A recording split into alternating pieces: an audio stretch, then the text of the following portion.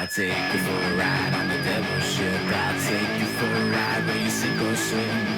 Now come with me and let this story begin. Derek Seguin, Hey, welcome.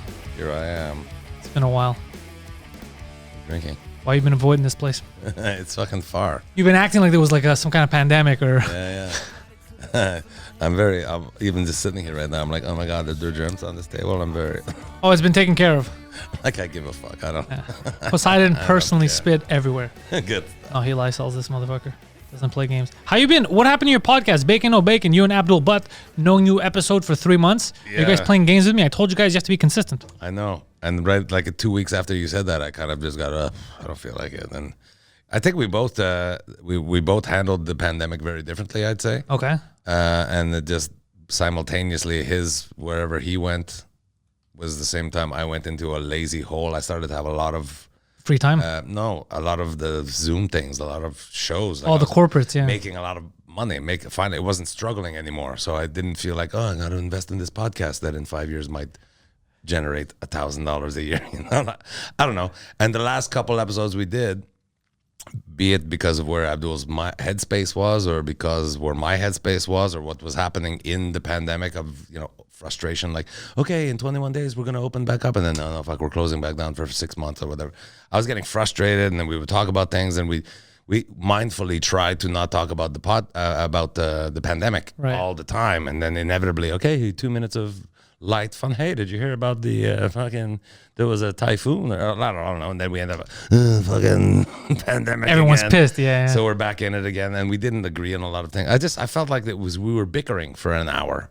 So I wasn't motivated to get. Anyway, we're gonna pick it back up again. You think it would be more helpful if you're in the same fucking studio? Because I think it's not the same dynamic when you're on Skype or Zoom or whatever. I agree, and he was uncomfortable with that, which is fine. But Yeah, face to face, yeah. But I was like, Abdul, we've known each other. We toured together for years. Like, really, the coronavirus is what you're worried about? You've seen my fucking lifestyle. You should be afraid of hepatitis, fucking scabies. There's a chance I have AIDS. Like chlamydia. Yeah, like there's tons of things that you should be more worried about than this fucking cough. But anyway, and that's, again, I can tell, before we went on the air, we talked a little bit about all, just critical thinking. And no, we're not scientists, but we read as much as we can about the thing, and we come up with our own idea of what it is. So I actually have a theory that I have such an unhealthy lifestyle that the virus, it's a virus, it's a living thing, right? The virus is a living thing that you can see moving on a little fucking thing in your telescope or whatever. It's a living thing. Fucking living. This is not a hospitable host for any living thing. Doesn't want to stay there. When they comes in and there's like, oh, it's so smoky in here. I can't. Is that leprosy? Who is this guy? Yeah, it's just my dog is constantly getting germs jumping off of me. Like, we can't live here. And just fucking go live in my dog's ass. I'm not too nervous anymore.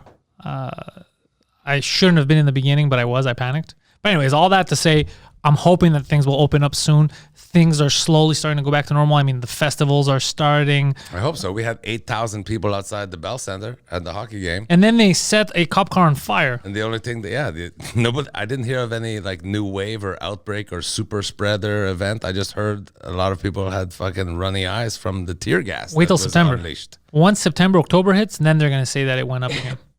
Because now I think a lot of people, even if they get sick, if they're not... Deathly sick. they won't say anything, or they'll stay home. They don't care because it's summer. Yeah, and people are trying, like, remember in the States we would hear like hospitals where guy gets hit by a bus, they would mark the cause of death was COVID. My buddy works in the States. He's a radiologist. He said that they were doing shit like that at his hospital. Because they get an extra $200 or something. And then they realize this sucks, the whole society. And now people are clearly dying of COVID, and they're like, no, rattlesnake. Yeah, rattlesnake bite, perhaps a broken heart. And they're like, it's fucking Alaska. There's no... there's no rattlesnake. There's a zoo. We're not locking ourselves up again. Yeah. So I think it's... Did you go out at all for the hockey game? I did. And I thought somebody led me to believe that the midnight... No more alcohol was gone because I thought of it was the gone. hockey playoffs, but no, I couldn't. 12:05, I got downtown. Couldn't get in certain areas, like Mountain Street from Saint Jacques was blocked. I couldn't walk up. My daughter was actually up there too, so I was. What do you mean blocked? fucking SWAT team, helmets and all that shit. I was already drunk enough when I got there, though, that didn't even faze me very much. I'm like, wait, man, you're like, I'm negotiating with these 7 SWAT guys that are standing there with the sticks. I drove here drunk. I'm not scared of you. Kind of thing. I'm like, come on. I mean, look at me. He's like, you just walk down that block and then go 1 block. I'm like, do I look like a guy who could fucking spare a block? I can't. I'm like, come on. I'll just walk. I'm super quiet. Anyway. They were scared to have a lot of people together. On that subject, yeah, no, they were just following orders, right? These police, don't even get me started on the police, but the higher up in the police, like the flipped over cop car. Yeah.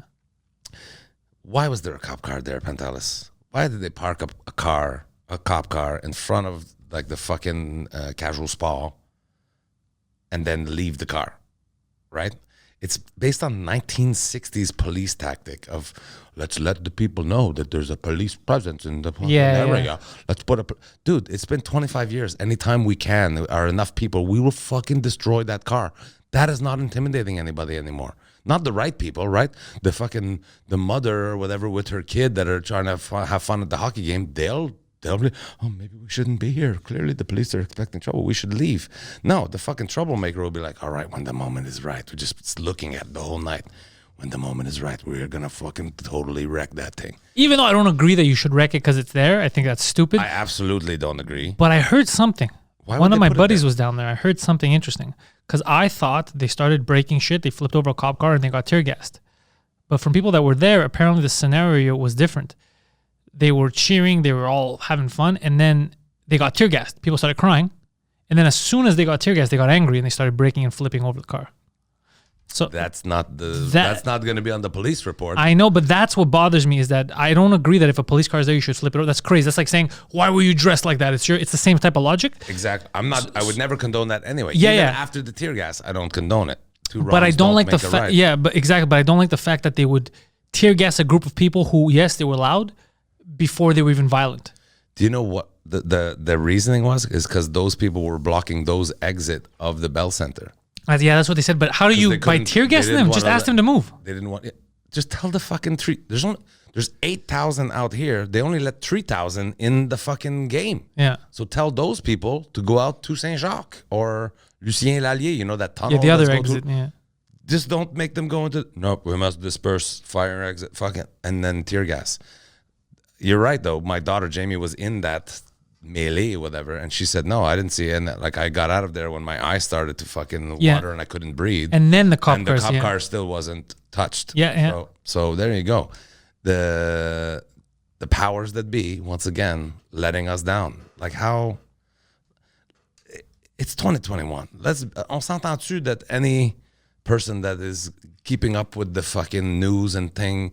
Police are up there with the Catholic Church right now. We're not they don't have the best image. We're not all like, but when I was a kid, probably you too, when you were a kid growing up, your mother would be like, oh, if ever you get lost, just go see a policeman or a priest or fucking even a mailman or those. Never a priest, but she was block like, parent. Yeah, remember those policeman. red sign in the door in the. Oh yeah, window? the neighborhood watch people. Yeah, the block parent is what. I'm much older than you, so it was different. Now, who do I tell my kids to fuck? I'm like. Just look for somebody that look like me. Somebody that's got some tattoos. Go find a vegan. Look like you don't, and eat them. Yeah. I don't even know who to tell. I'm trying to tell my kid you need to be able to discern somebody's fucking morality and goodness just by looking at them. And that's a thing we have to teach our kid now because police isn't automatic. Like it's terrible. I'm not a racist person, but somehow I'm if you're wearing that uniform, I automatically am like, well, that's not race related, but yeah, prejudice exists. Prejudice. You're going to have prejudice. Just like prejudice exists in items, in people, you're going to have that, right? It's obviously when it falls into race, it's a problem because now living your life is going to be weird because you assume that someone of race, color, whatever is this person, but everyone's individual. But the prejudice on the uniform, it's not your fault because it happens to everyone when someone in a certain uniform repeatedly does the same thing over and over. Like priests, for example, they were getting a pass for a while, like Catholic priests. But now when more and more stuff comes out, you can't help, even if you want to be cool, you can't help have the joke, at least in your head. Or It sucks, but it's just how we relate things. We correlate one with the other. And it's the systemic part, right? We talk about systemic racism, systemic prejudice. I don't have that. I have a predisposition to be uncomfortable, but I have no trouble saying, like I was saying before we went on the air, one of the like two Friday ago, the Canadiens were playing against Winnipeg, I think. Yeah. And the Junos happened the same night. Anyway, the Canadiens won the same night that I was nominated for a Juno. So I broke the rule. Sorry, Monsieur Legault. I know I was a spokesperson and stuff. We were allowed to have 10 people. I had 14 people in my yard making people piss in my bushes. It's not even, you shouldn't go inside. Anyway. You're not allowed in my house. 14 people, Canadiens. I went on around 10 something. Anyway, the police showed up at my house at 10 to 11 or 10 after 11 at night. On the night of the Canadiens, it was the first weekend we were actually allowed to have up to 10 people in our yard. I had 14, but they came and they're taking all our name down. I'm like, what the Luckily, but like I said, I'm predisposed to not like them. So the police walk in my yard and I'm sitting there.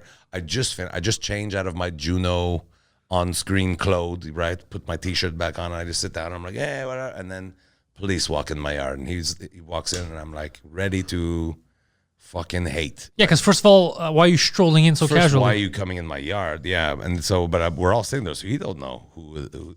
And then he said, "I'm really sorry. Like somebody called, so we had to come check it out. There's clearly more people than 10 here. So, whose house is this?" And the way that he said it, I was like, "All right, I'm gonna make this easy for him." I'm like, "It's my house," and I got up and I was like, "But if he had walked in there with like the chip on his shoulder, like a." Say, look at me, I have a fucking Batman utility belt and fucking zip ties and shit. I would have been like, I don't know, we just showed up here. We're kind of squatting here, you fucking asshole. Did you, like, who let you in? Reese, let the dogs out. Fuck this guy. But he was nice, so my prejudice went away. And I'm like, you're just doing your job. Some douchebag, and it's my neighbor right next door that fucking called you. So, yeah, I guess I'll be nice. I'll to say, I hate it that I feel this prejudice against a uniform, but at least my prejudice is easily revoked, right? And immediately, if you're not a shithead, most people are like that. That's why they say for kids, for example, just have them mingle with different people, right? To eliminate, prejudice if they heard something, whatever, because it goes away right with the second you start realizing that people are individuals. Because there's no guarantee. Like, look at me and Poseidon. We're both Greeks. We grew up in the same neighborhood. We're two completely different people. Literally nothing genetically or whatever, right, which makes us the same person. We couldn't be more different on most things. Right. But if I mentioned Turks to either one of you, I bet you both of you fucking have the same fucking knee-jerk No, I don't mind at all. Speaking of unjustified prejudice. No, I don't mind at all. We've even on my French podcast, we have a good Turkish comedian that we bring on too. That's it. It's like I joke sometimes because I'm half Irish Catholic and half French Catholic. Oh, that must be tough. So anytime I meet like an Irish Protestant, I'm just immediately, you fucking pagan piece of shit. like not that I don't believe in Catholicism. It's just fucking around, either. It's just, it's part of our culture to fucking hate Irish Protestants, right? Yeah. That's just part of that's how it works. No, but I get the I don't give a shit. McGillicuddy, go fuck yourself. Yeah. But it's a joke. It's not real hate. So I'm not saying we should all hate the police. I'm saying that the police... No, I don't think that'll help at all. The police needs to redeem themselves, though. And it comes from not the police officers that are... the structure. Yeah. So getting back to the riot at the Canadian, tear gas, 10 minutes after the victory, because 3,000 people couldn't get out of a fucking building that normally holds 25,000 people. But here's the issue, because I'm starting to see things the way you're seeing them too. And again, that order came from someone. Yeah. No cop, because this is the fucked up thing, is cops always get the blame for whatever decision was made, whether it looks bad or not. So no cop himself is like, you know what? I'm going to start firing.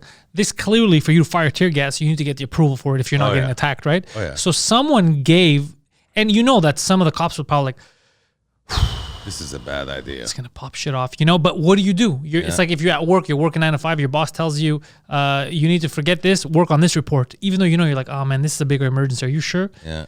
Fine, and then you work on the wrong thing, and then you get yelled at when there's trouble. It's the same type of thing now. And every policeman is a person. Yeah. Has their own thing. Like we could generalize and say that, most of them they were too dumb to go to plumbing school. There was too much math in plumbing, so give me a gun instead. I could say that. I'm not gonna say that. But like parking the car in front of the Bell Center, that wasn't them that decided like, oh, yeah, but parking, moi just like it's not that. Somebody said this is a strategy. We make them know that there's a police presence, and it completely backfire.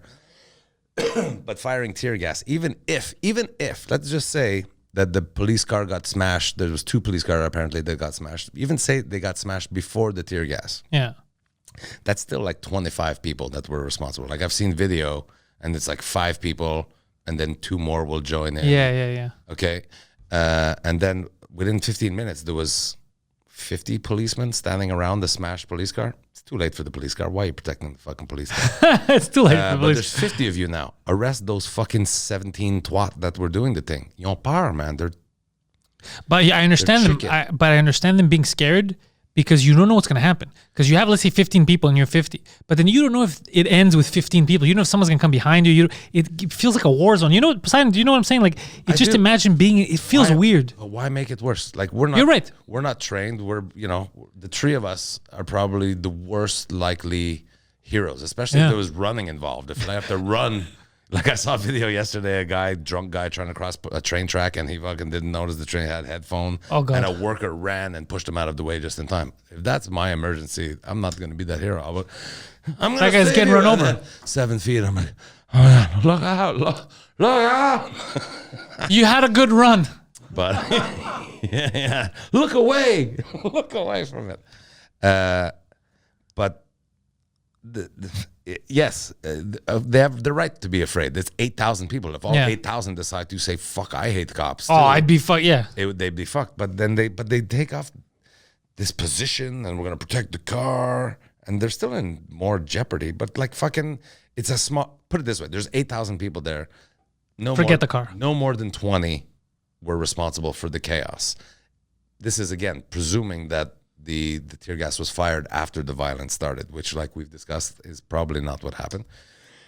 But before or after, it doesn't matter. Violence happened, and you're right. It wasn't 8,000 people that caused it. It was 30 people, let's say. You tear gas 8,000 people. Like I bet you, if we took any of even the higher up in the police force that were in charge of making that call, if we were to like distract them and just be like over whatever mimosas at the country club or whatever, and be like, man, can you believe what happened in Syria when they bombed that whole wedding of 500 people just to get one guy?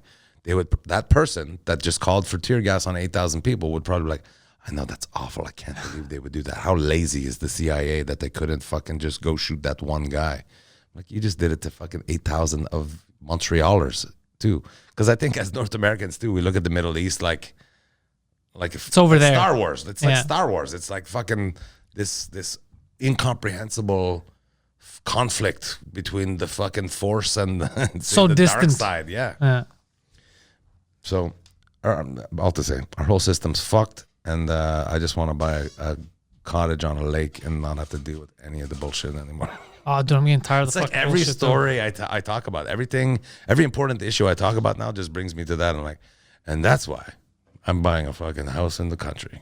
You know what though? We are starting to have fun again. You're in the festival this summer, no? Yep, So there you go. That's fun. could be. You get to drink, hang out. We'll see. Can we? Oh, you don't do French? I am. I'm doing a French gala this Oh, year. I'm in French too. I'm on the French side I'm too. doing the Simon Gouache gala. I know that guy. That guy's very funny. Yeah. I know his manager too. I don't know his manager, but I was very flattered. He asked me personally to do it, and I'm like, oh my God, that's so nice. Thank So you. I'm going to see you there. Maybe I'll bring you on the French cast because the French cast is the official podcast of Juste pour rire this summer. No shit. Yeah, they're going to announce it tomorrow. Sweet. Good for you. Congratulations. Which is right when this podcast will be released. Exactly. This works out perfectly. That's great. I would love to do that. And I told Simone that, excuse me. Oh, Thank you. great. Yeah, that's nice. That's great audio. That's for the French podcast tomorrow. Do you not even have a microphone? Did they take away He doesn't your put it. microphone? Yeah, he doesn't put it in front of him. I've burped into the microphone on my own show many times. Don't stress. Don't encourage I him. wasn't stressed at all. It's part of my It's part of his charm. it's my image. But yeah, I told Simone that this is really cool that I get to do a Juste pour rire gala, because years ago I stopped even submitting to it because it's different than the English side. you have to write your text, what you want. Yeah. I'm like, ugh. As soon as I don't like writing the. As soon as I write it out, I never want to fucking do that joke again. I hate it. It's Lee, and you're like, Doesn't make any sense. this is gross. This is so. Who would laugh at this? I wrote it once down for a comedy. I did a thing for them, one of their tapings last summer in Quebec City, and I hated writing it. I even told them, I go, this is stupid. Who writes this shit down? They go, we do.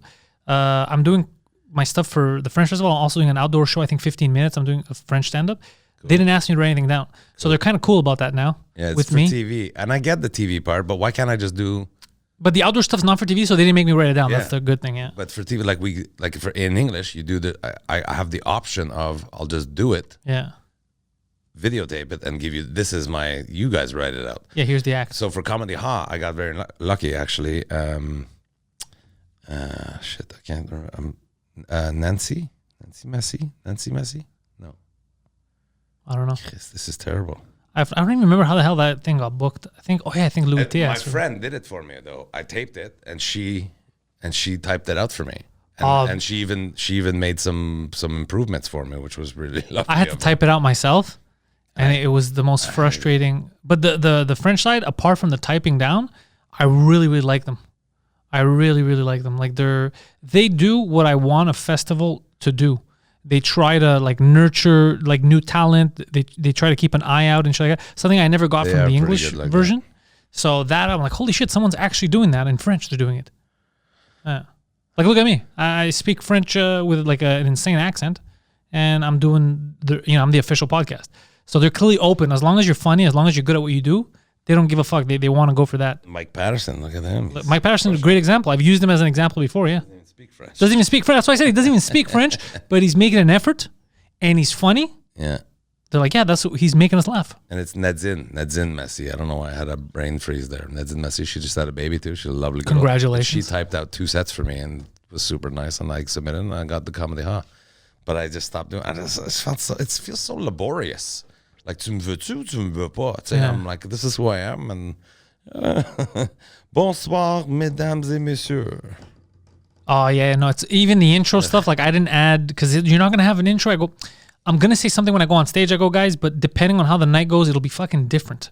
I go, I'm not going to put the hello, how is everyone think? Because I don't know how they're going to be. If they're shit, if they're good, if it's early, if it's late. If something happened that day, I might refer to that and then start my set. Like, I don't know yet. And they use the TV production as the reason why they need that. I'm like, trust me, there'll be 10 seconds of me saying hello in some way or another. Put the hello camera on. I don't know what the fuck. Yeah, I don't know what the fuck's going on. Yeah, but it was a nice venue. I got to learn a lot about like Quebec City, how they do stuff over there, and they have fucking such nice buildings there.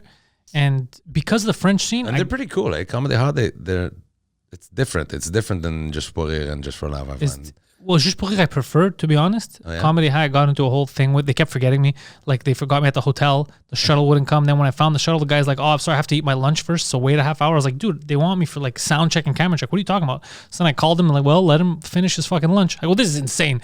Then at night when I was supposed to go do the gig and it was, the recording, it was live, they forgot to pick me up. Like the shuttle never showed up just for me. It's like, yo, what the fuck's happening? So then I cabbed it to like, it was just, and then when I got there, one lady tried to stop me.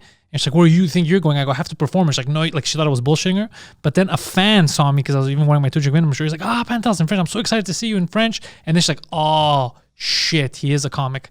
And then another lady came. She's like, Pantelis, I'm sorry she's not letting you in. I was like, what the fuck? Like, I don't understand. You guys forget me. You don't get me at the hotel, this and that. And then I show up and you tell me, no, you're not a comic. Are you fucking crazy? Are you all fucking crazy? Like I was going, wow. Yeah, I was so pissed. That's shit. I retract my Comedy are awesome. No, I mean, it was probably just bad luck that day with me because everyone else had a good time. But with Juste pour rire, I've had so far, all my experience with them has been really positive. And they do the research. They they knew who I was. They're like, oh yeah, podcasting is a big thing now. Maybe this, like they're willing to listen to your ideas and to work with you. And never once did anybody bring up the accent or anything like that. Like, no, we like it. Just do your thing. Cool. Yeah. So you'd be podcasting every day? Podcasting every day. I get the list of all the performers, and I get to pick who I want on my shows. That's awesome. And I have also, because I told them I do stand up too. Let me do stand up. So they give me 15 minutes outside, which is gonna be fun. So that's it's your podcast. You made you the official one, and yeah. and you get to do whatever you want, and you still get to broadcast it on your thing. And So first it goes there. They'll just put the links on their social medias. No. First it goes there exclusively on the Just for Laughs, the French one. Their website, all that. And then after 3 days, I can put up on my stuff. But I'm gonna give them till the end of the month just so they could enjoy the fruits of their labor too, since they're letting me do this.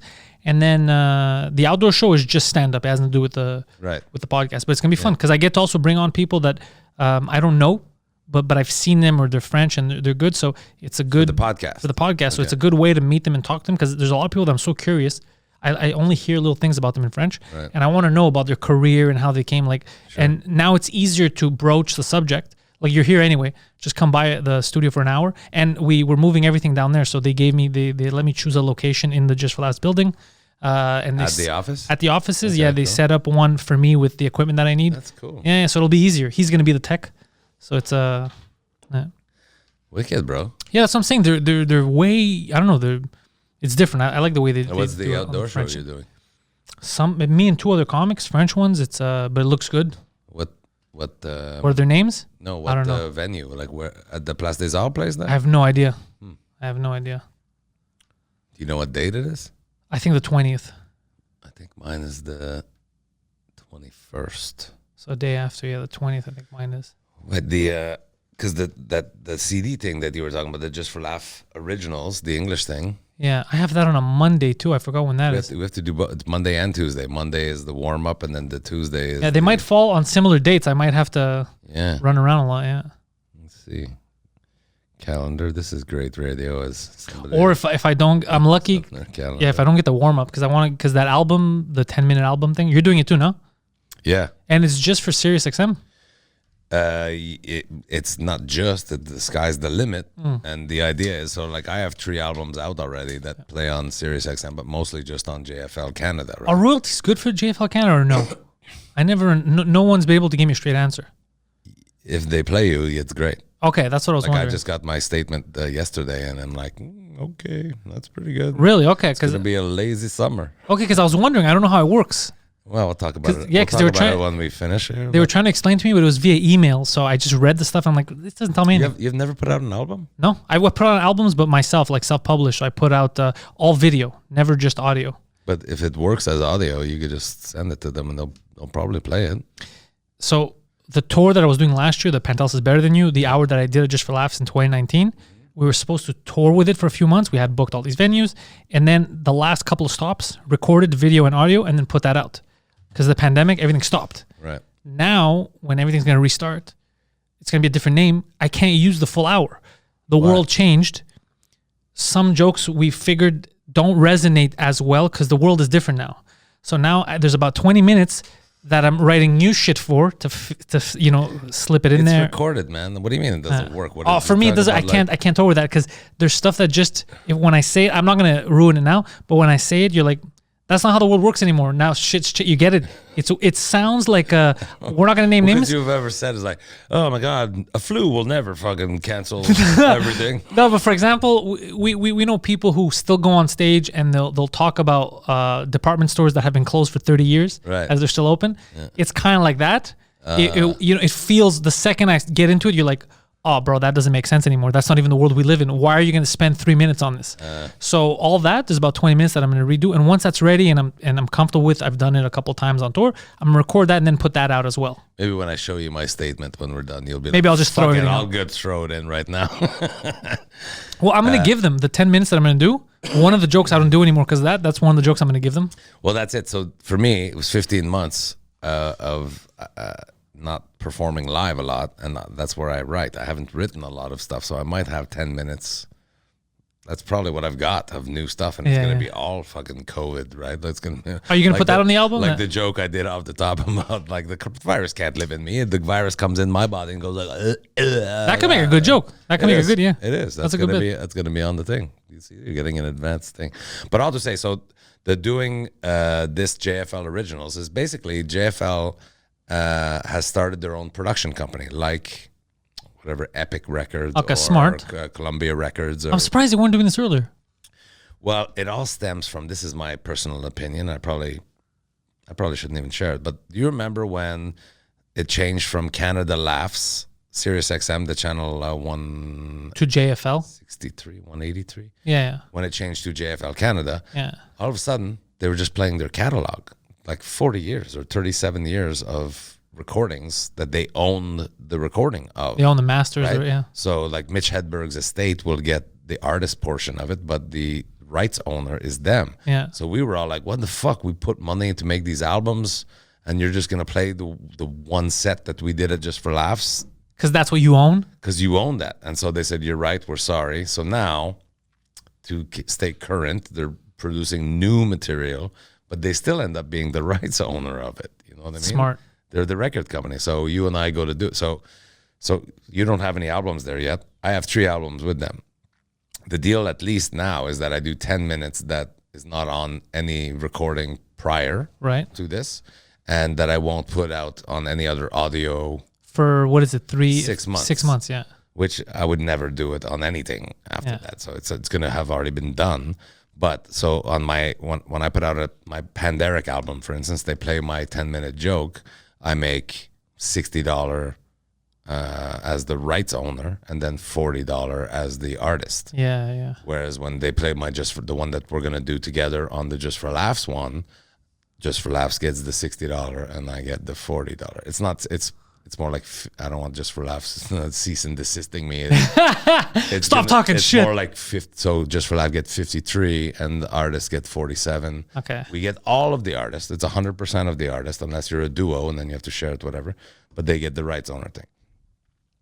And they're very straightforward with that. I think at this point it's been around long enough that when they offer it to you, you should know about it. Like the fact that you don't have things. I bet you do have things playing on somewhere. Yeah. That their Sound Exchange, the body that collects our royalties for us. I bet you they have an amount of money there for you, maybe $500, $1,000. I don't know. I checked yesterday and didn't seem to have anything. I even updated all my contact information there.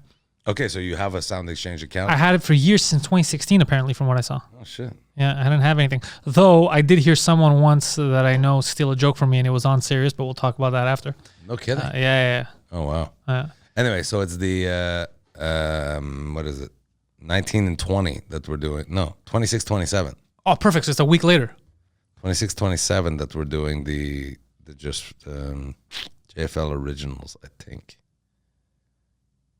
That could be wrong. Well, I'll find out when they send me. My gala, I think, is the 22nd. The French gala. Ah, sais-tu, je sais pas, Chris. Who gives a 'Cause- shit? You'll figure it out. It's not like Because you're they're gonna miss putting it. all the thing that they're taping for that hybrid, the Just for Laughs hybrid festival, Yeah. which we're supposed to be promoting as of today. By the way, I thought this would be a good way to promote it, and I'm doing a terrible job. But they start airing them on the 30th. So I'm taping one, I believe, on the 28th. So hold on a second. The hybrid festival, they're gonna be taping stuff instead of it being for people that are there live. People are gonna be able to see it online. So all those Club Soda show, yeah. So they're Club Soda show, the Nasty show that we talked about. They're Yeah. doing the so Ali Hassan is hosting ours, which is Comedy Night in Canada. John Doerr is hosting the next night, which is and they have another name for Who it. gives a shit? Yeah. They're doing a Nasty show in New York, and then Sabrina Jalise is hosting. And you can watch those Just online. for Laughs in LA. 48 hours later, right? It's a live show, so people can buy tickets to see the show or get tickets. I don't even know if they're charging for the tickets, but a live show. So at Club Soda, it'll be a live show with an audience, but they're capturing it for kind of like the same way they would capture for TV. But are they paying differently since they're gonna be distributing your jokes online?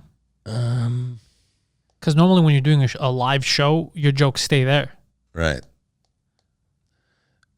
I'm sure there's, if I read the contract, it probably would stipulate, but it's not, listen, it's not, we don't do Just for Laughs for the money, as you know. That's not. Oh, I'm saying for the joke, so you don't have to burn material. It's only going to be available for a certain amount of time. Okay, it's not okay. there forevermore. It's not like, Okay. I don't think it's going on their YouTube channel. It's just Because the material the festival. It's I'm gonna doing be- for that album thing, I'm just comfortable burning. That's why. Yeah. Well, so the album thing, that's going to be available forevermore. It'll be on Spotify. It'll be available everywhere. If you Google like JFL Originals. And for me, the idea was, so I play a lot on JFL Canada. The idea with JFL, when they produce a comedy album, they're going to put it on like Comedy Central USA, Laugh USA, whatever the dirty one. There's like 5 other channels in the States. Raw Dog. Which we would both be perfect for, right? Yeah. Like they have an in with those kinds of places as well. So that could be my in. So like imagine they give this Just for Laugh original thing to Raw Dog and they enjoy my 10-minute. Maybe somebody just takes a look, is there anything else of this guy? And they're like, holy fuck, there's 67 other tracks that we could play. And then I start getting a little bit of a rotation there. Maybe that doubles my royalty thing. So for me, it was a no-brainer. I haven't written enough to do a whole other. I'm going to be releasing another album this year because on the last day of the pandemic, I don't know if I think we talked about this on the phone, not on the podcast though. On the last day, March 14, 2020, I taped 2 headline sets. I know about this, yeah. So I put out 1 album, got nominated for a Juno. I still got I got a whole other headline set. Hold on. But taped, mastered, all that, or? It's not mastered yet, but it's taped in the same way that the first one was. So it's ready. Yeah, I was going to put them both together to make like a 180-minute long album. Fuck that. And then I was like, I may never do another live show again. Let's split these into 2. So I have one. First one was like 48 minutes. The second one will be like 41 minutes. And that's so fucking awesome. Yeah. Oh, fuck, Imagine okay. that back-to-back Juno nominations, that would be great. We need you to get a Juno win. Yeah, well, I don't know. But I wouldn't, I mean, if I get nominated for anything, I'm always happy. Because the thing for comedy, I never felt, like when I was young and I loved movies, I always felt, oh, it would be nice if I ever get into movies to get an Oscar for writing or for anything. That seems like it's amazing. But for comedy, I don't know why, because it's so subjective, I never felt like I need an award. Just getting nominated makes me feel good because I know that the peers like it. Especially, let's be honest, in Canada, this year, notwithstanding, because I was a nominee, so I'm not objective enough. But for the last 10 years, as long as I've been following comedy contests in Canada, the nominees are always like, yeah, okay, I can believe that. I get that. Yeah, I get that. The winner is always like, oh yeah, that's right. There's that group of people is in the fucking news right now. It's a sensitive fucking. No wonder that. I don't know because I don't watch the Junos or no any of wonder that. that person won. Yeah, because I don't. But I would assume you're correct because it makes sense. But I don't really watch like the Junos. But I like the fact that there's recognition. Like when you posted that, I was happy because it was just like, oh, there's recognition. Like Derek did something, and the governing body recognized it. So I like that aspect. But win or lose, in my book, you already got the victory in my head. Like I was like, that's a win for our camp because a comedian was recognized and did this. So everyone that you were with, I didn't even know a lot of the people that you were competing against, but all of them, I was like, I'm happy. This is a victory for all of them. They got recognized, they did work, and it was, and then whether they win or not, that's like an extra bonus, that's for comedy. It's not the same. It was really wonderful the whole night. Like I said, the Canadiens won that night. So like say 2% of disappointment that I felt for not winning was immediately fucking erased by the win of the Canadiens. And since then, I've looked at the guy that won, Jacob Samuel. Sadly, had a family emergency. I don't even want to get into it, but anyway, he couldn't even show up to accept the award. Something bad happened in his family. Anyway, it was very sad. But this is a guy like Pantelis. I'm doing so well. I feel so lucky. Most of the time, I feel so lucky when I'm not frustrated about the establishment or the powers that be or the fucking police or whatever. Yeah, I'm so lucky. So the nomination was so touching. And the guy that won has been at it, 4 or 5 years. This is probably going to do a lot more for him, like a good push for him, where with me it would have been just like, yeah, I won, and then there's a thing. And I like that kind of thinking. I like that kind because I feel the same way, especially, so in Canada, the truth is, even though they're, like, let's say Mike is super dominant French and English, but he's great at what he does in both. But it's not, for every mic that we get, we don't get like an equal amount of younger comics that would have the same type of opportunities and stuff. We don't have a system, and I'm talking about in English. In French is different. In French, like I said, they nurture, they want to build something. Right. But in English, we don't have a system where we know, we can kind of do this, get into it, and then we'll nurture the next generation of comics. It doesn't exist on the English side. It's kind of like, here, try your luck. One day, if you're big, we'll accept you. If not, so it's the fact that there's no guarantee. When I see someone, like what you just said, when I see someone make it, they win something, and then you're like, fuck yeah, I'm already established. I know what I'm doing. This is good for him because not only is he nominated, he won, and now it's going to open doors for him. And there's another future Canadian comic that's going to have a career. That's how we should be thinking, because we need to have a strong. And it's like a sports league. Right. The reason why you watch NHL, the NBA, or whatever, I need my rival team to be good. I like the Toronto Raptors, and all. I would never want to watch a league if everyone else are bottom feeders, and it's always the same team that wins. Same thing in comedy. What's the victory if you're like, he's the best comedian in Canada? Yeah, there are no comics in Canada. You know, Right. I'd rather people be like, fuck, man, Canada? God damn, dude, I don't know how the fuck they keep. There's a Dave Merhesh, there's a Derek Seguin, there's a Mike. Like, they just keep coming out with great talent. That I prefer.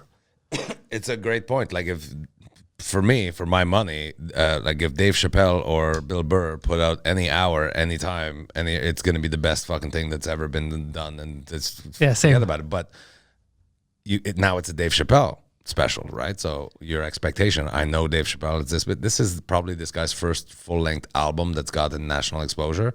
Jacob Samuel, I'm the guy who won the Juno. And Shout out to him. so it's like a new voice. Like even the jury people, when they probably more than half of the people that were voting on who's going to get nominated, I've never even heard of this guy play. And like, what a pleasant surprise. I like Where that, yeah. Then the Derek Seguin album comes on. Oh, this guy is he's the one that does that newfie blowjob, comes in her fucking face all the time. And then they listen to this one. Hey, there's not one fucking jizz joke in this. Maybe we'll fucking nominate He's this evolved guy. as a person. Yeah. So maybe we'll vote for this guy.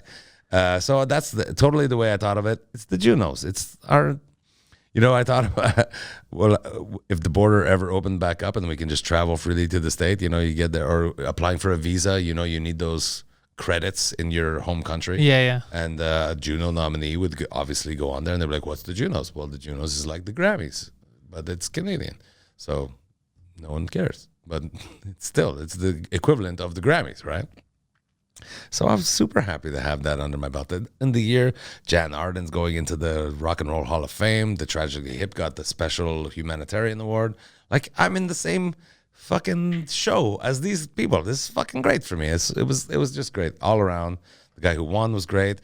I suspected Matt Wright. Do you know Matt Wright, the Newfoundland comedian? Is he good? I'm guessing. He's great. He's a friend. And leading into it, I'm like, you're totally winning. And he's like, what do you mean I'm winning? And it's like, fuck, you got a billboard? They fucking had a billboard up in Newfoundland saying, congratulations, Matt Wright.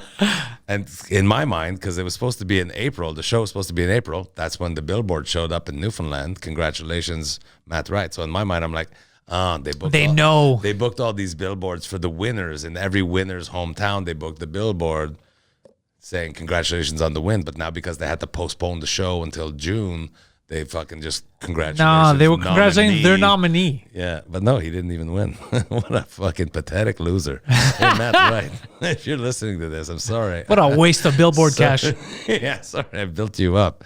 Billboards in Newfoundland must be very, very cheap. That's in there. You know what? I'd like to see more comedians from Montreal, new ones, because there are guys that I know here that are on the open mic scene that are good, that they have potential, that I see, I'm like, fuck, man, if this guy had more clubs to work with or whatever, and an opportunity to do more of it, instead of working 80 hours a week and then trying their best to get on 2 spots.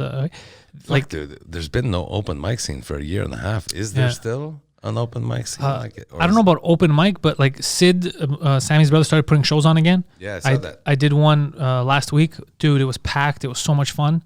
Is that the same one Chantal was on? I think she was on the night before me. You were on Saturday? She was on Friday. I was on a Saturday, I think. Yeah. It looked fun. Dude, it was so much fun. Yeah, the videos that I saw looked great. Yeah, it was. I commented on too, because the measures that they take. Because I looked at everyone. It was weird. You put your mask on, but when you sit down, you're eating. So when I got on stage, I go, guys, thank God the virus doesn't travel when you're sitting down eating. Yeah. And then you see some people like they thought about it in their head because they're so close. And then I go, or when you're standing up telling jokes, right? Like these are the limits of the virus. And then you saw like the wheels turning, and they're like, oh fuck yeah, this is dumb. Like none of this makes any sense. Like it's all so stupid. I'm spitting on people. Yeah. So but it was fun to have people come out. If anybody moist talks, it's fucking comedians. Yeah, right. Sometimes dude, one time I remember on stage, I saw a spit of mine go into a guy's drink, and my eyes were open, and the guy's eyes were open, but we never addressed it. Like I was like. Well, here's the thing. I spit so much when I talk, and I only notice it because we're like this, that we have lights. Yeah, that's exactly. I could see the condensation. He may not have seen it go in his glass. You see everything because you've got fucking a beam of light that you could see everything fall through, right? I don't even look. Like you're saying, if I looked, I would be constantly distracted by the horking loogies that I would be fucking firing into everybody's shit in the front. Like at the end, why are those nachos more full now than they were when we started the show? It's because I've been just fucking drooling into these things the whole time. Oh, but bro. you see it because the spotlights in the comedy club are right there, and you're just seeing every little molecule of moist talking that you do. You made me think of something about the lights. Some places don't get the lighting right, and I'll tell you what I mean. You ever been on a show where, like, it's a nice theater, it looks nice, but then when you get on stage, you can't even see the front row? It's too much, yeah. It's too much. That's been happening. There's a French gig I've been doing for a while now, and I forgot to comment on it last time I went there, but I'm going to tell them. It's very weird for comics when I can't see anyone. I couldn't see anyone, and you can't. The lights are so the way they're put in there. I can't. Even after 5 minutes, your eyes don't get a little bit. It is impossible. It is. I'll tell you about it right after, and you might even know. You'll be like, oh fuck yeah, that's true. It's just too intense. And because it's hard to talk to people, because every time you see a comedian, they're doing this. What? Yeah, I hate that shit. You have to do that. You have to. The Nest gets it right. What's your name? The Nest lighting. The best one though is the Bordel. The Bordel is something else, dude. It's the right size. You can see the people in the back of the Bordel. Yeah. You could. They set it up. I don't know what the fuck Mike did in the beginning when they're building it. Like what kind of research? I think they did research about New York clubs or whatever. But you see everyone. It's big enough to fit a good amount of people to trap energy, but it's small enough where you feel like, yo, this is us. This is intimate. This is just us. It's fuck, bro. That club. God damn. You've performed there at the Bordel? Yeah, I love it. Dude, I love it there. And they built a second one.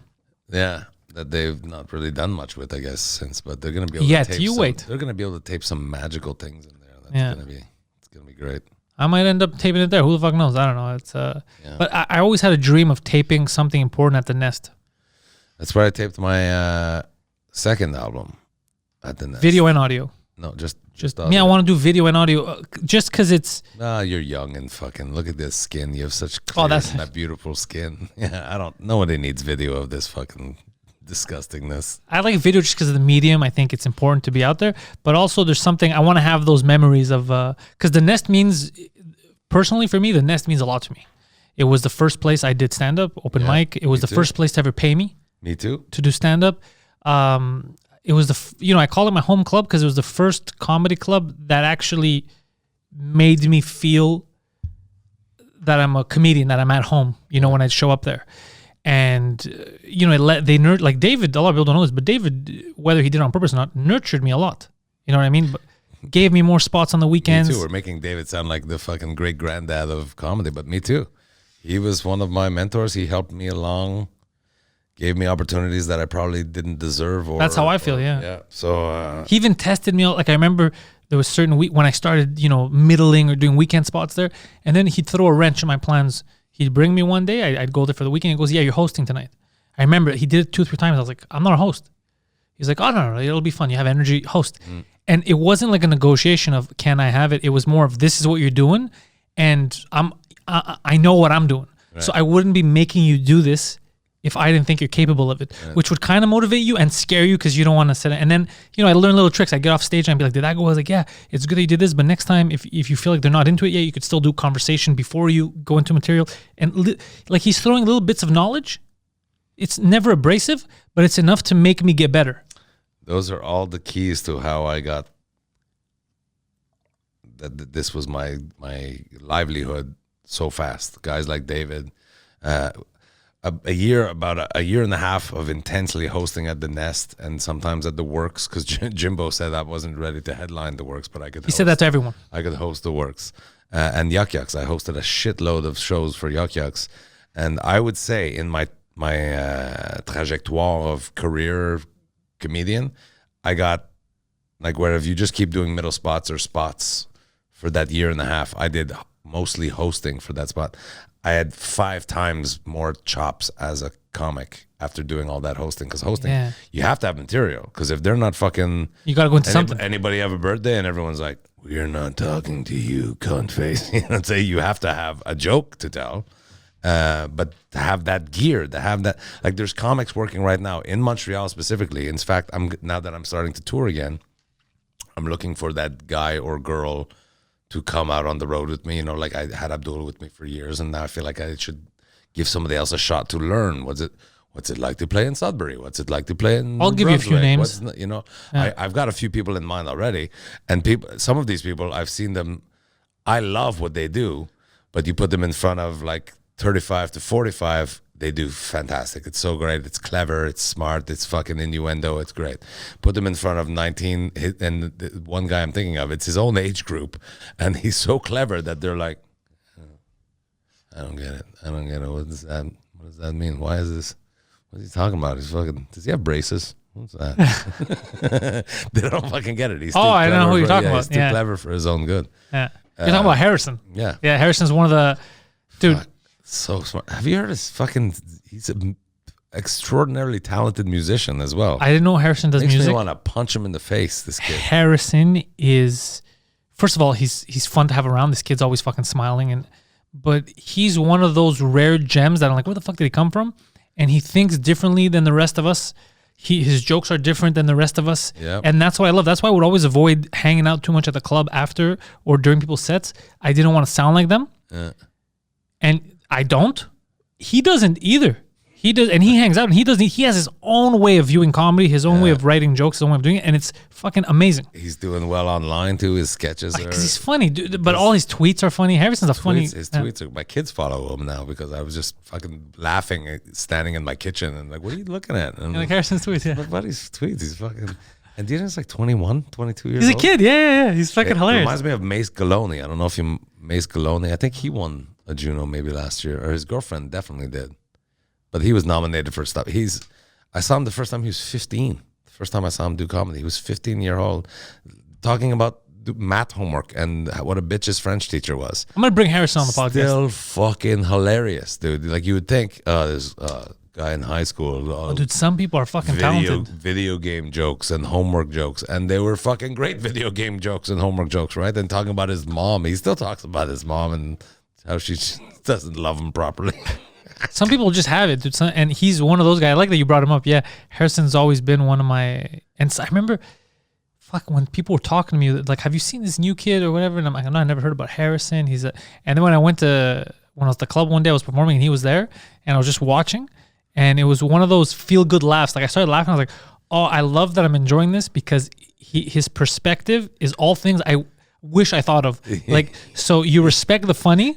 But it would come. Remember his deadpan? Like you're like, who is this? Is this a 15-year? Like what's going on here? Yeah, he's so fucking and funny. he still hasn't found. He's not uncomfortable up there, but he hasn't found a confidence that takes away from the innocent observation that he just made. You know, Yeah. And like if it doesn't hit, he's just like, yeah, all right, Yeah, it's fucking. Oh, that's also fine. And he's good. We don't talk about it a lot, but he's good off stage as a person. Lovely. And, We went to Nunavut together. okay. And everything that could go wrong went wrong. Our flight, they let us get on the plane, but we fly to Kuujjuaq, and they're like, nah, this is as far as you're going to get. Go back to Montreal. And it turns out they put us on there just to balance the plane. They knew we would never make it, but they couldn't send the plane the way it was. They needed our bodies on there. Oh God. Yeah, frustrated. But then we get back. We have a show that night. Missed it. Done. That show's fucking missed. Get back now. I have to fucking. I'm the senior responsible guy on this fucking thing. So it's Harrison and his mom. Harrison and his brother, Abdul and his mom. So Abdul, you got to take care of your mom, and me and Angela. And so now I've got to I'm the grown up of this group. How the fuck did this happen? So I got to rent a car, book flights out of Ottawa. Nothing I do says grown up. Keeping in touch with the festival guy, and I'm like, it's fucking midnight and I'm still sober. This is bullshit. And now I've rented a car. We pick up a fucking stray that was also on the plane. Like, I was going to Iqaluit too, and I guess now I'm gonna just go sleep in the airport. I'm like, nah, fuck. I rented a big truck. Come on, come with us. Go, and I get hotels in Ottawa. Finally, we go. But when we went to Kuujjuaq, we land in Kuujjuaq. And they dick us around. They don't know what's happening. It's a fucking small airport. Everyone's all fucking. I'm like, we're not getting to Iqaluit, are we? And they're like, no, it doesn't look like it. So you got to get back on that plane. Meanwhile, Harrison just fucking moseyed on over to another counter, the wrong airline. Just like, are we going to? And you're like, oh, you want to go to Whitehorse? And he's like, Whitehorse.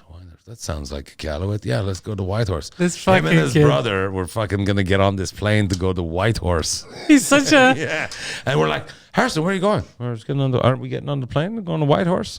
I'm like, dude, we're going to Iqaluit. It's not the same place. It sounds similar. Oh yeah, and we had to fucking send somebody out to get his brother who had already gone out. Oh, dude, that's fucking. Is his brother also just chill? And I met his sister once. His brother's more enthusiastic. I think his brother was younger too, if that's possible. Yeah, it was. I'm a 48-year-old man. Both these guys. These are kids. Could be my kids, but it didn't occur to me until this trip. To me, every comedian's my age, and it's weird. Chantal's not gonna like it, but Chantal Desjardins just celebrated her 40th birthday, and I'm like, if you were to ask me, I guess I would have thought you were like 35 or something. So you look good, but well, I don't even give a fuck how old you are. If you're a comedian, I'm trying to think if I would give Chantal 40. Yeah, I don't she's think 40. I don't think I'd give her 40. Yeah, I don't think I'd give her 40. She looks great. But yeah. It only when you get into real life experience, airplane travel and the hotel booking, he's like, I'm gonna just call my mom to get a credit card number to book the hotel. I'm like, bro, he's hilarious. And it's, you know what's good about having him, if you take him on tour or whatever, I think you need someone that's chill and calm. He'd certainly have low expectations for everything. But also just because he'll make when you're tense, because I notice Mike is like that. Like the more I realize, Mike is, no matter where we are or whatever, he's always calm. He's like, we'll just go to the, like if he gets frustrated, he'll be like, let's just go to the lounge. You know, have the Air Canada lounge or whatever. And he's always, like, remember in LA, Poseidon, when you fucked up the car rental? So Poseidon had fucked up a car rental. So I get frustrated whenever he fucks around. Can I just say something? Yeah. I didn't fuck it up. They fucked me over. Okay, either way, you were responsible for the car thing and you fucked it up. You should be a pro at rental car. Yeah, that's what he used to do for a living. I know. So me and Mike, I was frustrated because I get my fuse with him is shorter because I know him for longer. But Mike, instead of Mike being like, I can't believe you fucked up, Mike viewed it more as like a sketch, like something's happening. So we're just observing him. Mike's watching him lose his shit, and then Mike's like, watch this. So Mike on his phone was able to book a better deal than he was at the counter and doing all the stuff that he knows, right? Mike's got like 3 Lamborghinis show up within 15 minutes. It's just the funniest thing. So then I was like, no, I booked on my phone. Don't worry, it's better. So Mike had like the truck that he booked actually a very nice truck for us. So we, and then Poseidon's like, how the fuck? He's getting all pissed off. It's not my fault. This guy fucked me. So he's getting super frustrated. Mike is viewing it as a joke. He's like, no, I want the big one. And it made me, I wasn't frustrated because I was laughing at Mike. I was like, fuck, he's so chill. Because to him, he realized this is not a real problem. Right. I can solve this problem. You know, there are other bigger problems in life that could fuck us over. This is not fucking anyone over. Enjoy the moment and laugh at it. Right. And he didn't have to say it. Just by his actions, I learned. I was like, fuck, man, he's living in the moment, just laughing at it instead of losing his shit like I was, like an idiot. And, you know, so it's important to have people like that around you that are just chill and like, nah, man, don't overdo it. Yeah. Just enjoy it. I don't know if I'm quite that guy. I tend to make too big of a deal out of small things like a car rental thing that could fucking like me. That'll throw my whole day off. Yeah. But like when something really bad happens, I tend to be able, like that. That's fucking we're missing a gig. That's huge to me. Yeah, me too. So once you accept it, I'm like, guess we're fine. So now I'm taking care of 6 people's travel plans.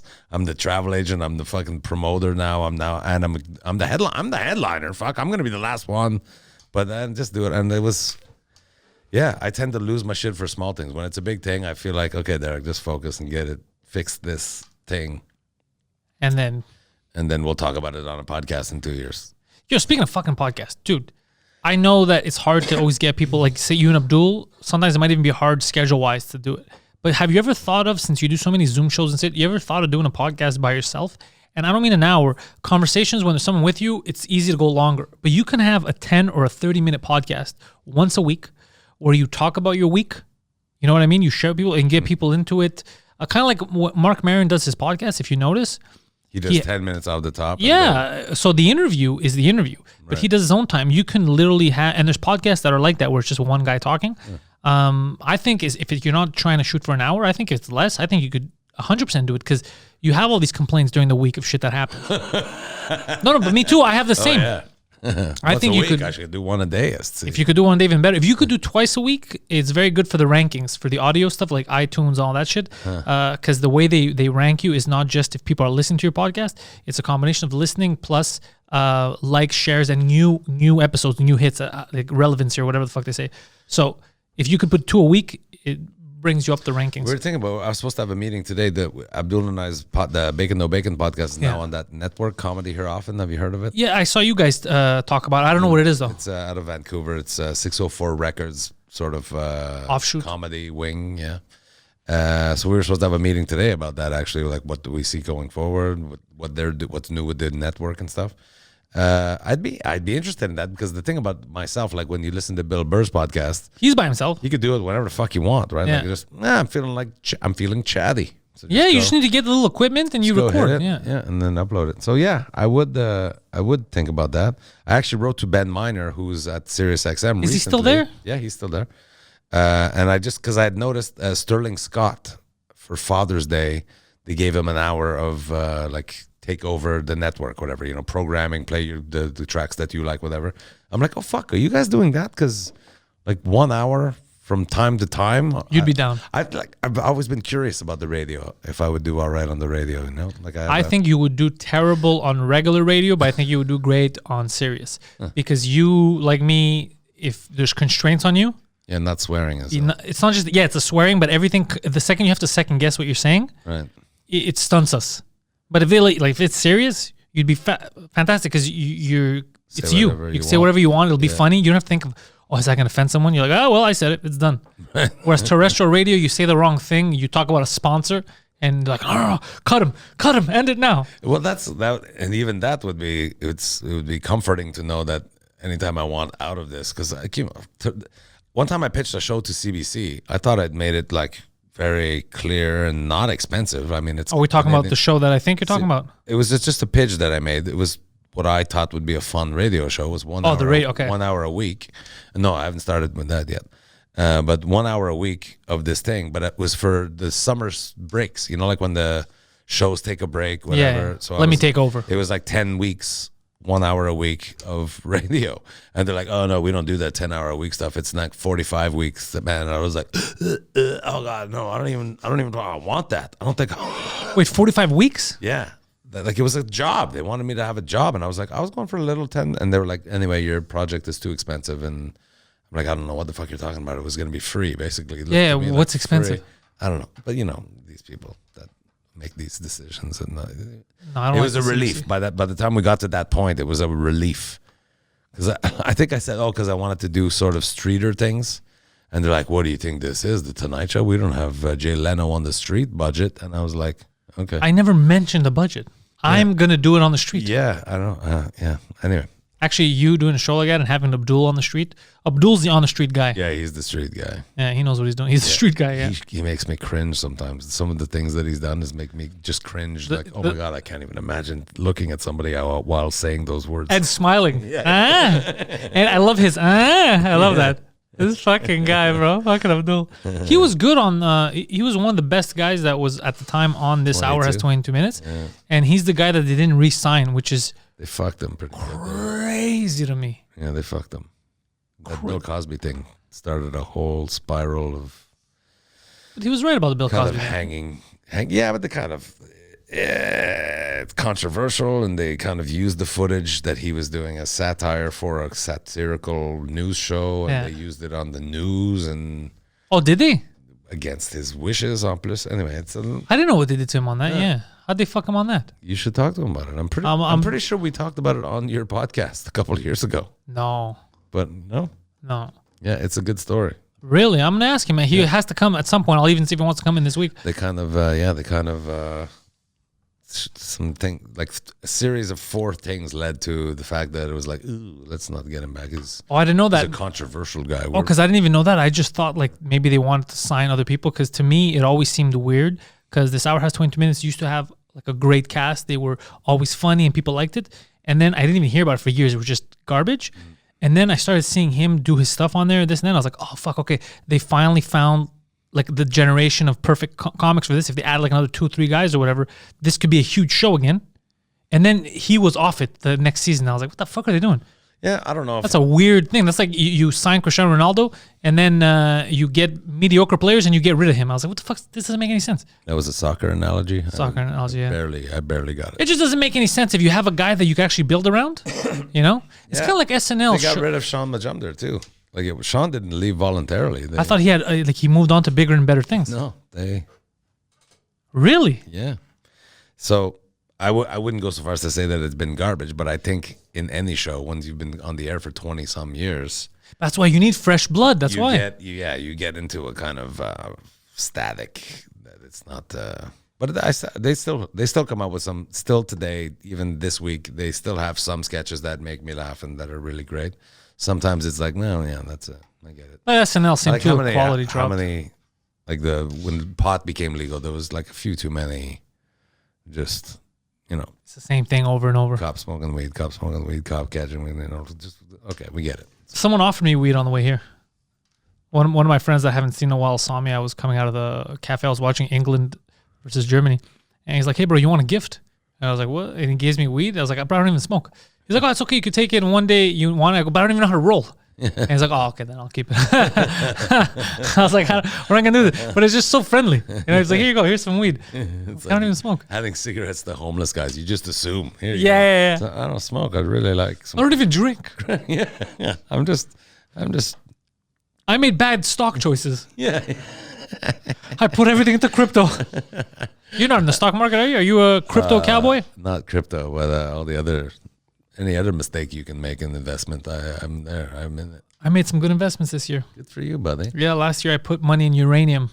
Uranium, Yeah. like the natural resource, or Yeah. one specific uranium company. One company, a Canadian one, Cameco. Good for you. Yeah, I bought it at I think it was about $11 last year when I got it, and now it's at 25, 26. Good for And this you. is a slow. In the summer, normally goes down from what my stock guy tells me, and then it'll Okay. go back up in September, so even higher. So I'll look into it. yeah, uranium is the future. I bought a bunch of Air Canada. It's not bad. It's not doing bad. I assume it's only. When'd you buy it? It's only going to go up. I bought it about $20.40. Okay, so you bought pretty late because it was at like 16 or something in October. Oh well, it's at 24 or 25 now. So it you was made up to- money. It was almost 29, and it fluctuates a lot. Which yeah, is all of frustrating. this shit, I'm in an yeah. electric car company, in a Chinese electric car company that has been my best investment that I've ever actually made in my life. Oh, that one's jumping. I'm at 120% of mine. I bought in at 20, and the thing that I got the tip at $3. And you didn't do it. I didn't do it. I waited till it was at 20, Oh, and now it's at 46. fuck! Imagine if you had put in at 3. At 3, and my buddy who gave me the tip, he's all options, so he's got like thousands of them. Like the options, Yeah, you yeah. buy contracts of 100. Yeah, so, until they close, and then yeah. so, yeah. But I just bought. I didn't. My account wasn't set up for options. I just bought the stocks. Same. I just buy the stocks. I can't be fucked with the rest. Yeah, the options can. If it goes bad, it goes really fucking bad because you're on the hook for what it was at when you signed. Yeah, I the don't want to play contract. these games. If I'm willing, like I'll put $200 here, $300 there. If I'm willing to part with that money, that's all I want to part with. I don't want to get a surprise of you owe us $9,000. Yeah. Oh fuck. Yeah. Fucking fake my own death. Those Come are and get nice. it. Those are nice amounts. Yeah, That's what I put on the Canadians hockey Yeah. games. He's like, I did really well, made $900. Yeah. I lost $900 last night on the stupid fucking Canadian. Fucking shit. No, if I start making real money, you never know. But I'm not a big gambler. I'm not that big on. I'm a huge gambler. I know. Now I'm learning to separate my gambling money from my investment money. Like I've got RSPs. On my way here, was talking to a financial planner. Look at you. I know. I'm like, My dog's my I'm financial really planner. trying to grow up. I'm like, you need food, you need shelter. I got to take care of you. I'm going to plan my finances accordingly. If something happens to that dog, you're a dog person. You always had a dog. Yeah, but I'm like, if they die, I'm fine. Here's my thing. Within minutes. I'm in love with this dog. Yeah. You understand? I think I've thought about it. I go, when I have a kid, am I going to feel the same? I better fucking feel the same. I'd like to think you feel a little bit more.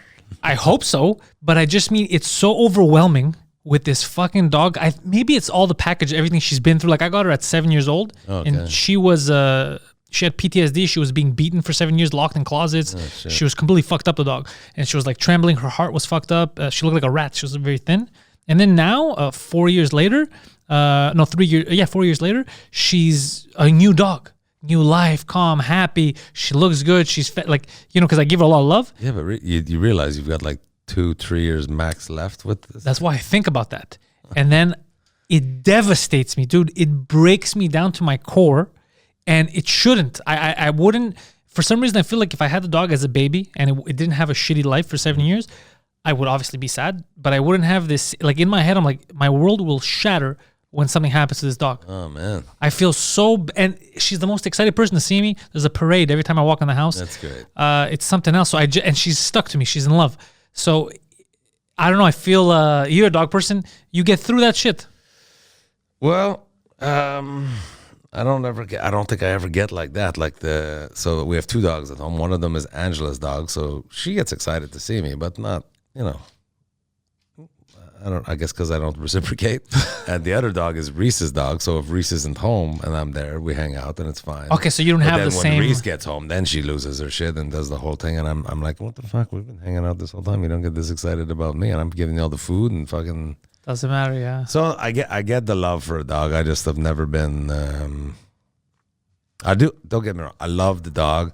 I guess I just am pragmatic that I know what the dog is. It's a companion, and they die. They fucking die all the time. They really die quick. I don't know why humans have chosen this animal with such a fucking grossly different life expectancy to us. Like parrots. That seems like or turtle. These have the similar life expectancies to humans. Be your companions for your life. But they're not I never gave much thought to when people say like, sentient beings, souls, this and that. Like I try to think about that. The only time it's ever come in my head was with this dog, having this dog, and I go, this is fucking strange. Like I never thought about animals' emotions and stuff, but clearly this fucking dog has emotions. Oh yeah, for sure. And I was like, fuck, that's so weird. Like That's why being mean to a dog, that's where I become a dog person. Is people that abuse animals are like, what the fuck is wrong with you? What kind of fucking sadist asshole? Dude, this dog was so mistreated. She barely has any teeth left. Like she was getting punched. Like she had the worst 7 years. See, like, fuck those people. When I got her, like when I adopted her, they didn't even think she was gonna last like a year or something. I only had to pay $50 to SPCA. She's like a special needs dog. Like they were thinking, whoever the fuck gets her, good luck. Yeah, that's what they were thinking. And she was scared of everything in the beginning. It took years to get her to this stage where she's a normal dog. But her 7 years of beatings and stuff, apparently what the lady told me was it wasn't even that they gave her up. The government took her out of whatever she was. So imagine maybe they went for the kids or something, and they're like, what the fuck? There's a dog locked up in here, like terrified. The government gave it to them and said, please try to find a home. This thing has not lived for 7 years. Like this is not a life. So when I heard that, I was like, oof, I can't. I have to have this dog. Is she cute too? Oh, bro, I'll show it to you. She's fucking adorable, bro. This dog's something else. So how can people it's one thing to treat like when those snarly face fuck mutant dogs treat them bad, but Look when at her the there. dog is cute. She's watching Paw Patrol. See who mistreats a dog that's cute? Yeah. So dumb. Is that a Yorkie? Hey, she's a mix of a lot of stuff. Yeah. But the way she looks at me, dude, these big fucking eyes. I don't know. So it made me think about that stuff. Fuck, a lot of people go through these losses of They like can go dogs. up to like 15 years though, those little guys. Yeah, I'm only worried about her because she wasn't supposed to make it this far. Even though now she's healthy, they say, oh, it's a whole turnaround. She has weight on her. And also they lose their teeth too, a lot of those small breed. We had a Shih Tzu mix, Shih Tzu Lhasa Apso or whatever. Yeah, I paid to remove some more last year because they were. Yeah, they get all rotted and it's not fun. Feel bad but apart from the dog, bro. I am a dog guy, but I don't. I'm pragmatic too. Like my sister had 2 pit bulls. She had to put a pit bull down recently, and I'm like, fucking 6 months overdue. This fucking thing just shitting its own. Like I had to put It was suffering at the a end. diaper on the dog, can't get up, and just. I don't think I'd want her to suffer like that kind of stuff. I wouldn't extend it for my own personal. No. If it's better to go, I'm willing to make that decision. But I know it's gonna kill me. Yeah, it's rough for sure. It's rough. It's always gonna be rough. Anyways, I don't want to end on a sad note. I need you to tell people, where do you want them to follow you? Where's your album available? Plug your shit. All right. I am on all the social things. I'm the Derek Seguin. So Links are all in the description, by the way. Just click. Instagram and all that, the Derek Seguin, derekseguin.com. You can buy a physical album. There's a bunch of T-shirts I sell through the thing too. All the albums are there. Or on iTunes or anywhere you stream your music, you can listen. And derekseguin.com has the calendar where I will be performing when everyone stops coughing. And if you're in Montreal this summer, as you know, me and Derek are going to be doing a couple of things during the festival. So whatever there's tickets available, I suggest you get them. Go to hahaha.com. This prison cell, 'cause we can't trust ourselves.